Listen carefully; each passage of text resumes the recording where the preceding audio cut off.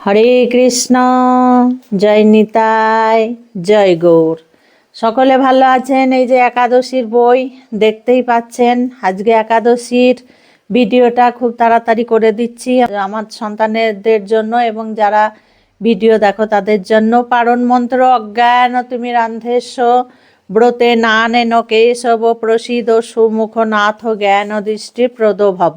মাঘী একাদশী, মাঘী শুক্লপক্ষিয়া জয়া একাদশী ব্রত মাহাত্ম্য ভবিষ্যৎ পুরাণে যুধিষ্ঠির শ্রীকৃষ্ণ সংবাদে বর্ণিত আছে।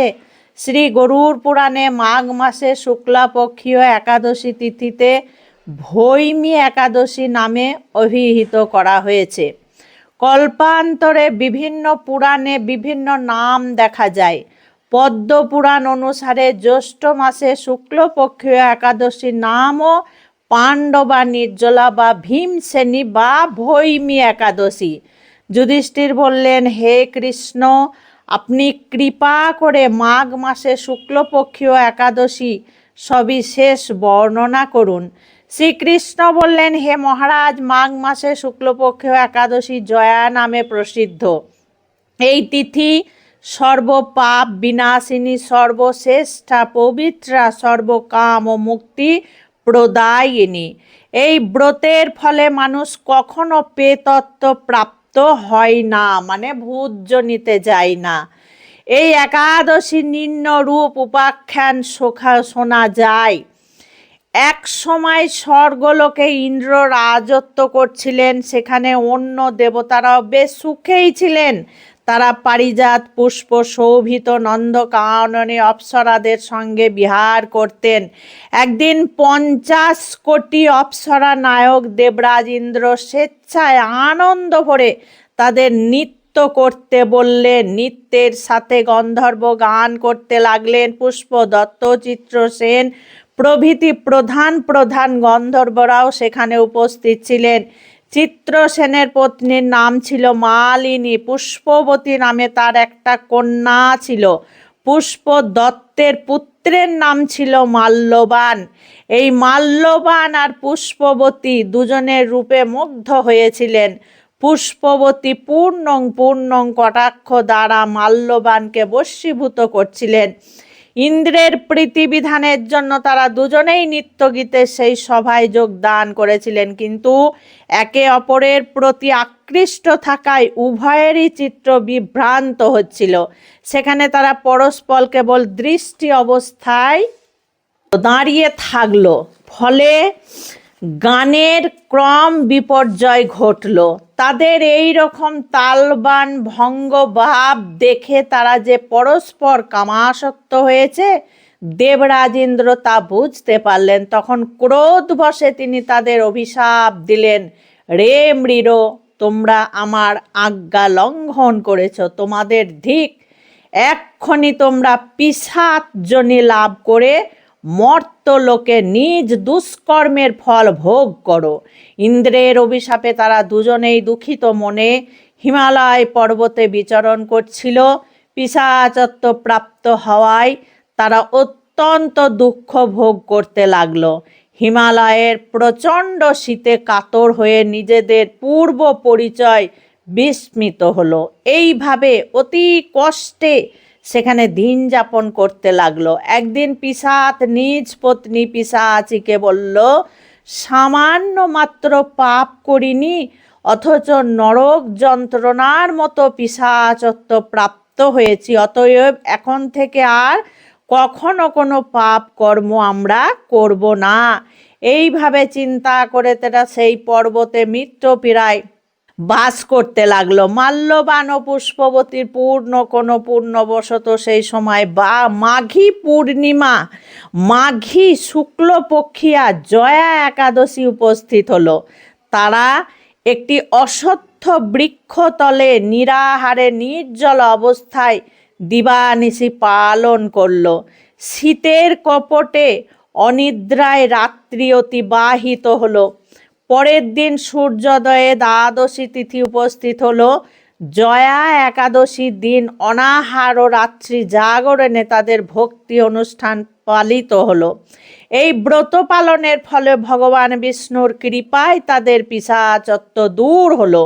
তারা দুজনেই তাদের পূর্ব রূপ ফিরে পেল। তারপর তারা স্বর্গে ফিরে গেল। দেবরাজ তাদেরকে দেখে অত্যন্ত আশ্চর্য হলেন। তিনি জিজ্ঞাসা করলেন, কোন পুণ্য ফলে তোমাদের পিশাচত্ব দূর হলো? আমার অভিশাপ থেকে কে তোমাদেরকে মুক্তি দিল? মাল্যবান বললেন, হে প্রভু, ভগবান বাসুদেবের কৃপায় জয়া একাদশীর ব্রতের পূর্ণ প্রভাবে আমাদের পিশাচত্ব দূর হয়েছে। তাদের কথা শুনে দেবরাজ ইন্দ্র বললেন, হে মাল্যবান, তোমরা এখন থেকে আবার অমৃত পান করো। একাদশী ব্রতে যারা আসক্ত এবং যারা কৃষ্ণ ভক্তি পরায়ণ, তারা আমাদেরও পূজ্য বলে জানবে। এই দেবলোকে তুমি পুষ্পবন্তীর সাথে সুখে শান্তিতে বাস করো। হে মহারাজ, এই জয়াব্রত ব্রহ্ম হত্যাজনিত পাপকেও বিনাশ করে। এই ব্রত পালনে সমস্ত প্রকার দানের ফল লাভ হয়। সকল যজ্ঞ তীর্থের পূর্ণ ফল এই একাদশী প্রভাবে আপনা হইতেই লাভ হয়। অবশেষে মহা আনন্দে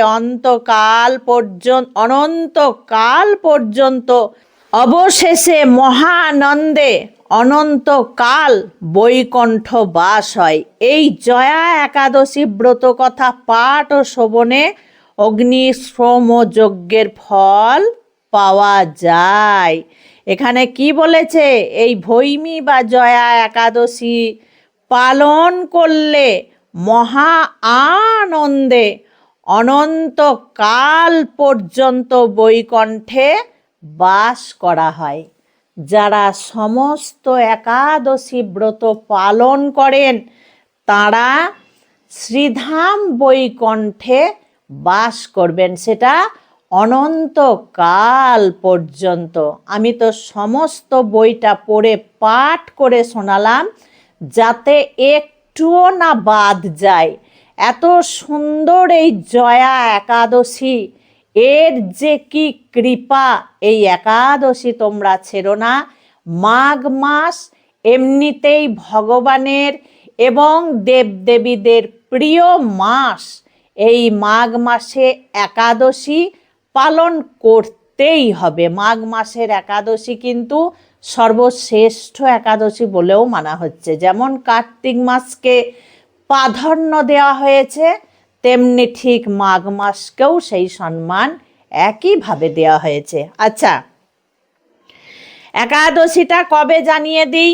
15ই মাঘ, 29শে জানুয়ারি। 15ই মাঘ, 29শে জানুয়ারি বৃহস্পতিবার জয়া বা ভৈমী একাদশী ব্রত। পরের দিন 9:42 মধ্যে পারণ। পরের দিন 9:42 মধ্যে কিন্তু পারণ হবে। বোঝা গেল? এই পারণটা সঠিক টাইমে করতে হবে, 5টা থেকে করলেই হবে। খুব ভালো থাকবে, সুস্থ থাকবে, এইভাবে প্রত্যেকটা ভিডিও দেখতে থাকবে। আজকে আসছি। হরে কৃষ্ণ, জয় নিতাই, জয় গৌর।